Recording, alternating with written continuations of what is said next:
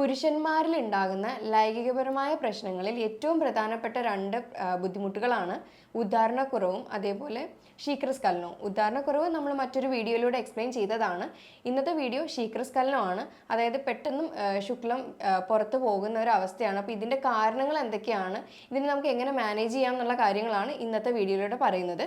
എൻ്റെ പേര് doctor Sandra Ajith, medical officer, Prana nature care centre, കൊല്ലം.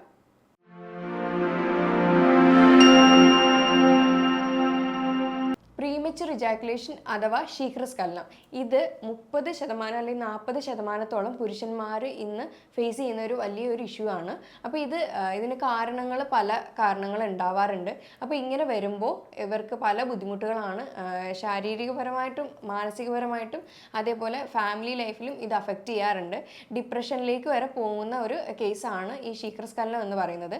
ഇത് മിക്ക ആളുകളും ഇതിന് ടൈമിങ്ങിൻ്റെ ഇഷ്യൂ എന്നാണ് പറയുന്നത്. അതായത് 1 മിനിറ്റിനൊക്കെ താഴെ പെട്ടെന്ന് ശുക്ലം വന്നിട്ട് റിലീസ് ആവുന്നതിനാണ്. അപ്പോൾ ഇങ്ങനെ ഒരു ബുദ്ധിമുട്ട് എങ്ങനെയാണ് വരാൻ കാരണം, ഇതിൻ്റെ കാരണങ്ങൾ എന്തൊക്കെയാണെന്ന് നമുക്ക് നോക്കാം. ഇതിൻ്റെ കാരണങ്ങൾ എന്തൊക്കെയാണെന്ന് വെച്ച് കഴിഞ്ഞാൽ അത് പലതരത്തിലുണ്ട്. അത് ജെനറ്റിക് ആയിട്ടുണ്ട്, ബയോളജിക്കലി ഉണ്ട്, മെൻ്റലി ഉണ്ട്, ഫിസിയോളജിക്കലി ഉണ്ട്, സൈക്കോളജിക്കലി ഉണ്ട്. അപ്പം ഇങ്ങനെയൊക്കെ നോക്കുകയാണെങ്കിൽ നമുക്ക് ഓരോന്ന് പറയാം. നമുക്ക് ജെനറ്റിക്കലി ആണ് എന്ന് പറയുമ്പോൾ അത് എന്തെങ്കിലും അണുബാധ മൂലം ഉണ്ടാവുന്നത്, ചിലപ്പോൾ അത് പ്രോസ്റ്റേറ്റിൻ്റെയോ അല്ലെങ്കിൽ യൂറിനറി ബ്ലാഡറിൻ്റെയോ അണുബാധ മൂലം ശീഘ്രസ്ഖലനത്തിൻ്റെ ബുദ്ധിമുട്ടുകൾ ഉണ്ടാവാറുണ്ട്. മെൻ്റലി ആകുമ്പോൾ അത് പെർഫോമൻസ് ആങ്സൈറ്റി എന്ന് പറയുന്ന ഒരു കണ്ടീഷനാണ്. അത് ആദ്യമായിട്ട് ഇൻ്റർകോഴ്സിൽ ഏർപ്പെടുന്നവരോ അല്ലെങ്കിൽ ഒരു ലോങ് ടേം ഗ്യാപ്പ് കഴിഞ്ഞിട്ട് ഏർപ്പെടുന്നവരോ ആണെങ്കിലും ശീഘ്രസ്ഖലനത്തിൻ്റെ ബുദ്ധിമുട്ട് ഉണ്ടാവാറുണ്ട്. അങ്ങനെ ഒരു തോട്ടുള്ളവരാണെങ്കിൽ, അതായത് ശീഘ്രസ്ഖലനം ഉണ്ടാകും എന്നൊരു തോട്ടുണ്ടെങ്കിൽ, സൈക്കോളജിക്കലി അങ്ങനെ തിങ്ക് ചെയ്ത് വെച്ചിട്ടുണ്ടെങ്കിൽ ഉറപ്പായിട്ടും ആ ഒരു ബുദ്ധിമുട്ട് വരാൻ ചാൻസ് ഉണ്ട്. അതേപോലെ ടെൻഷനോ സ്ട്രെസ്സോ ആങ്സൈറ്റിയോ ഒക്കെ ഉള്ളവരാണെങ്കിൽ ഈ പറയുന്ന ബുദ്ധിമുട്ട് ഉണ്ടാവാറുണ്ട്. പിന്നെ മാസ്റ്റർബേഷൻ ഹാബിറ്റ് കണ്ടിന്യൂസ് ഉണ്ടായിരുന്നിട്ടുണ്ടെങ്കിൽ, അതായത് 3 വർഷത്തോളം മാസ്റ്റർബേഷൻ ഹാബിറ്റ് ഉണ്ടായിട്ടുണ്ട്, അപ്പോൾ ഒരു ഇൻ്റർകോഴ്സിൽ ഏർപ്പെടുമ്പോഴത്തേക്കും ഈ ഒരു ബുദ്ധിമുട്ട് വരാനായിട്ടുള്ള ചാൻസ് കൂടുതലാണ്. കാരണം എന്താണെന്ന് വെച്ച് കഴിഞ്ഞാൽ മാസ്റ്റർബേഷൻ ഹാബിറ്റിൽ എപ്പോഴും എൻഡ് റിസൾട്ട് എത്രയും പെട്ടെന്ന് കിട്ടാനുള്ള ഒരു തിടുക്കത്തിലായിരിക്കും. അപ്പോൾ നമ്മുടെ ബ്രെയിൻ ആയാലും ബോഡി ആയാലും ഈ പറയുന്ന രീതി ഒന്ന് സ്റ്റോർ ചെയ്ത് വെച്ചിട്ട് അതേപോലെ ആയിരിക്കും ഈ പെർഫോമൻസിൽ വരുമ്പോഴും ഉണ്ടാവുന്നത്. അപ്പോൾ ഇങ്ങനെ ഈ പറയുന്ന PME അതായത് ശീഘ്രസ്ഖലനം എന്ന ബുദ്ധിമുട്ട് ഉണ്ടാകാറുണ്ട്. ഇനി ഇത് ഫിസിക്കലി ആണ് എന്നുണ്ടെങ്കിൽ അത് ഹൈപ്പർ സെൻസിറ്റിവിറ്റി, അതായത് പെനിസിൻ്റെ ഹൈപ്പർ സെൻസിറ്റിവിറ്റി എന്ന് പറയുന്ന ഒരു കണ്ടീഷനാണ്. പിന്നെ ഇത് ബയോളജിക്കലി നോക്കുകയാണെങ്കിൽ ഹോർമോണൽ ഇംബാലൻസ് മൂലം ചില ഹോർമോൺസ് ഇതിനെ നിയന്ത്രിക്കുന്നുണ്ട്. FSH, LH, ടെസ്റ്റോസ്റ്റിറോൺ, തൈറോയിഡ്, അങ്ങനെയുള്ള ഓക്സിറ്റോക്സിൻ, ഈ ഒരു ഹോർമോൺസ് എല്ലാം ഇംബാലൻസ് ആയി അതിൻ്റെ ഡെഫിഷ്യൻസീസോ കാര്യങ്ങളോ ഉണ്ടെങ്കിലും ഈ പറയുന്ന ശീഘ്രസ്ഖലനം കണ്ടുവരുന്നുണ്ട്. ഇനി ഇതിന് മെയിനായിട്ടൊരു കാരണങ്ങളുണ്ട്. കാരണം ഉദ്ധാരണ പ്രശ്നം ഉള്ളവർക്കും ഈ പറയുന്ന ശീഘ്രസ്ഖലനം അനുഭവപ്പെടുന്നുണ്ട്. പിന്നെ മെയിനായിട്ടും ഇതിൻ്റെ ഒരു ബുദ്ധിമുട്ട് എന്ന് പറയുന്നത് സെക്സ് എഡ്യൂക്കേഷൻ ഇല്ലാത്തത് കൊണ്ടാണ്.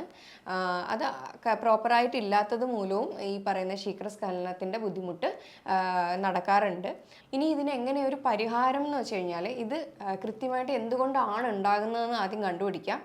അത് കണ്ടുപിടിച്ച് കറക്റ്റായിട്ടുള്ള ട്രീറ്റ്മെൻറ്റ് അതിന് പ്രൊവൈഡ് ചെയ്യുക. പിന്നെ പ്രത്യേകിച്ചും കൗൺസിലിംഗ് വേണ്ടുന്നവർക്കാണെങ്കിൽ ഫാമിലി കൗൺസിലിംഗ് കൊടുക്കുക. ഇനി മെഡിക്കേഷൻസ് ആണ്, അതിൻ്റെ സപ്ലിമെൻറ്റ്സ് വേണ്ടുന്നവരാണെങ്കിൽ എന്തെങ്കിലും ഡെഫിഷ്യൻസീസോ കാര്യങ്ങളോ ഉണ്ടെങ്കിൽ അതെടുക്കേണ്ടതാണ്.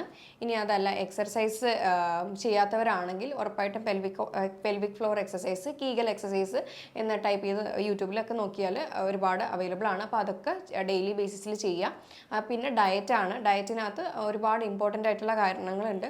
കാരണം കൂടുതലും നൈട്രിക് ഓക്സൈഡ് റിച്ച് ആയിട്ടുള്ള ഭക്ഷണങ്ങൾ കഴിക്കാൻ നോക്കുക.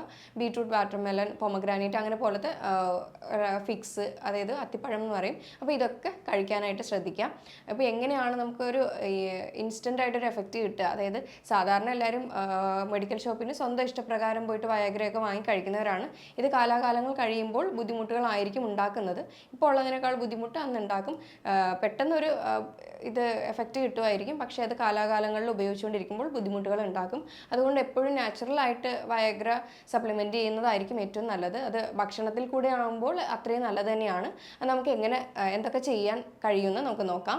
ഡയറ്റിൽ എന്തൊക്കെയാണ് ശ്രദ്ധിക്കേണ്ടതെന്ന് വെച്ച് കഴിഞ്ഞാൽ ചില ഭക്ഷണങ്ങൾ ഉൾപ്പെടുത്തുക, പ്രത്യേകിച്ചും നൈട്രിക് ഓക്സൈഡ് റിച്ച് ആയിട്ടുള്ള വാട്ടർമെലൺ, പൊമഗ്രാനൈറ്റ്, ബീട്രൂട്ട്, ഇത് മൂന്നും കൂടെ ചേർത്ത് ബ്ലെൻഡ് ചെയ്ത് കുടിക്കാവുന്നതാണ്. ഏറ്റവും നല്ലൊരു ഡ്രിങ്കാണ് ഇത്. നൈട്രിക് ഓക്സൈഡ് റിച്ച് ആയതുകൊണ്ട് തന്നെ ഉദാഹരണത്തിൻ്റെ പ്രശ്നമായാലും ശീഘ്രസ്ഖലനത്തിൻ്റെ പ്രശ്നങ്ങളായാലും ഇത് കുറയ്ക്കുന്നതായിരിക്കും.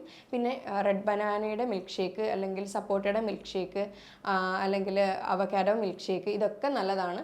കീഴാനെല്ലിയുടെ ജ്യൂസ് വെറും വയറ്റിൽ കഴിക്കുന്ന ഒരു 14 ദിവസത്തേക്ക് കഴിക്കുന്നത് ലിവർ ക്ലെൻസിനിങ് ആണ്, ഡയബറ്റിക്കും കുറയ്ക്കും. ഈ പറയുന്ന ഉദാഹരണത്തിൻ്റെ പ്രശ്നത്തിലായാലും ഏറ്റവും നല്ലൊരു ഡ്രിങ്കാണ്. ഇനി പെർഫോമൻസ് ഇൻക്രീസ് ചെയ്യാനും അതേപോലെ സ്റ്റാമിന കൂട്ടാനും ടൈമിംഗ് ഡ്യൂറേഷൻ കൂട്ടാനും കഴിക്കാൻ പറ്റുന്ന ഒരു ഡ്രിങ്കാണ്. 1-2 ഡ്രിങ്ക് ഉണ്ട്. അതൊന്ന് മോർണിംഗ് കഴിക്കാം, ഒന്ന് ഈവനിങ് കഴിക്കാം, അങ്ങനത്തെ രീതിയിൽ എടുക്കാം.